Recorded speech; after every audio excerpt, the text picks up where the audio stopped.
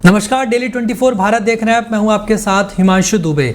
मशहूर कॉमेडियन श्याम रंगीला भी लोकसभा चुनाव लड़ेंगे और आपको बता दें कि उन्होंने इसके लिए जो है एक बड़ा ऐलान भी कर दिया है। और वही प्रधानमंत्री नरेंद्र मोदी के खिलाफ वाराणसी से वो जो है निर्दलीय उम्मीदवार के रूप में 2024 का चुनाव लड़ेंगे। सोशल मीडिया एक्स पर पोस्ट करते हुए उन्होंने एक वीडियो संदेश भी जारी किया और कहा कि पीएम नरेंद्र मोदी की हर किसी को अपनी भाषा में जवाब मिलना चाहिए वाली टिप्पणी की नकल की उन्होंने। और ये कहा कि पीएम को उनकी ही भाषा में जवाब देने के लिए वाराणसी वो आ रहे हैं। और सोशल मीडिया पर पोस्ट किए गए एक वीडियो में श्याम रंगीला ने लिखा कि किसी को अपनी भाषा में प्रतिक्रिया मिलनी चाहिए।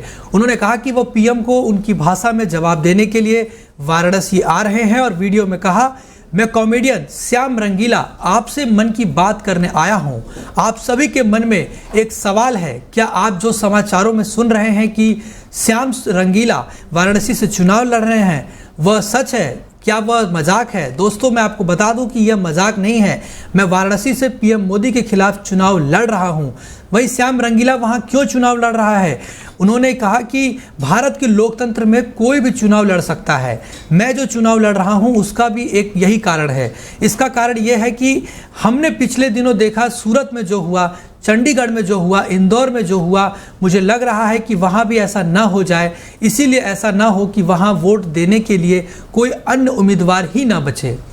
वहीं दिल्ली आबकारी नीति मामले में गिरफ्तार पूर्व उप मुख्यमंत्री और आम आदमी पार्टी के वरिष्ठ नेता मनीष सिसोदिया की जमानत याचिका कल यानी कि 3 मई को दिल्ली हाई कोर्ट में सुनवाई होगी। और राउज एवेन्यू कोर्ट ने 30 अप्रैल को उनकी जो जमानत याचिका थी उसको खारिज कर दिया था। और अब राउज एवेन्यू कोर्ट के फैसले के खिलाफ सिसोदिया जो है वो हाई कोर्ट पहुंचे हुए हैं। और केंद्रीय जांच एजेंसी सीबीआई और ईडी ने आबकारी नीति मामले को लेकर अलग अलग जो है मामले दर्ज किए हुए हैं। और आपको बताएं कि दोनों ही मामले में निचली अदालत ने उनकी जो जमानत याचिका है वो खारिज कर दी थी। और विशेष न्यायाधीश कावेरी बावेजा ने सिसोदिया को राहत देने से साफ तौर पर इनकार कर दिया था और कहा कि यह समय जमानत देने के लिए सही नहीं है। और सीबीआई के साथ साथ ईडी ने भी आरोप लगाया कि दिल्ली आबकारी नीति में बदलाव के दौरान अनियमितता की गई ताकि लाइसेंस धारकों को लाभ पहुंचाया जा सके। और दरअसल सीबीआई ने सिसोदिया को 26 फरवरी 2023 को गिरफ्तार किया था। और इसके बाद ईडी ने पूर्व उप मुख्यमंत्री को सीबीआई की प्राथमिकता के आधार पर मनी लॉन्ड्रिंग के मामले में 9 मार्च 2023 को गिरफ्तार किया था। वहीं मनीष सिसोदिया ने दिल्ली कैबिनेट से 28 फरवरी 2023 को इस्तीफा दे दिया था।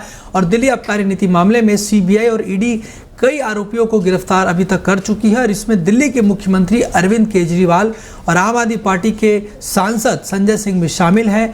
लेकिन संजय सिंह को पिछले दिनों ही सुप्रीम कोर्ट से जमानत मिल गई थी। फिलहाल वो जमानत में, लेकिन कई ऐसे बड़े नेता हैं जो अभी भी जो है वो जेलों में बंद हैं। वहीं कोरोना वायरस को काबू करने के लिए ली गई वैक्सीन कोविशील्ड के साइड इफेक्ट का मामला अब सुप्रीम कोर्ट जा पहुंचा है। बुधवार को सुप्रीम कोर्ट में एक अर्जी दाखिल हुई है जिसमें चिकित्सा विशेषज्ञों का जो पैनल है वो गठित किया गया है और इसके साइड इफेक्ट की जांच कराने की मांग की गई है। यह याचिका सुप्रीम कोर्ट के वकील विशाल तिवारी ने दाखिल की है। और दाखिल अर्जी में ये कहा गया है कि कोविशील्ड वैक्सीन विकसित करने वाली कंपनी एस्ट्राजेनेका द्वारा लंदन में बनाया गया था। और ये माना गया कि इसके कारण बहुत बिरले मामलों में खून का धक्का जमना या प्लेटलेट की संख्या घटना जो है वो शामिल है। अर्जी में बहुत से युवाओं की भी दिल के दौरे पड़ने की जो घटनाएं हुई हैं। और ये मांग की गई है कि कोर्ट्स जो है एम्स के डायरेक्टर की अध्यक्षता में चिकित्सा विशेषज्ञों का एक पैनल गठित करने का जो है दिशा निर्देश दे।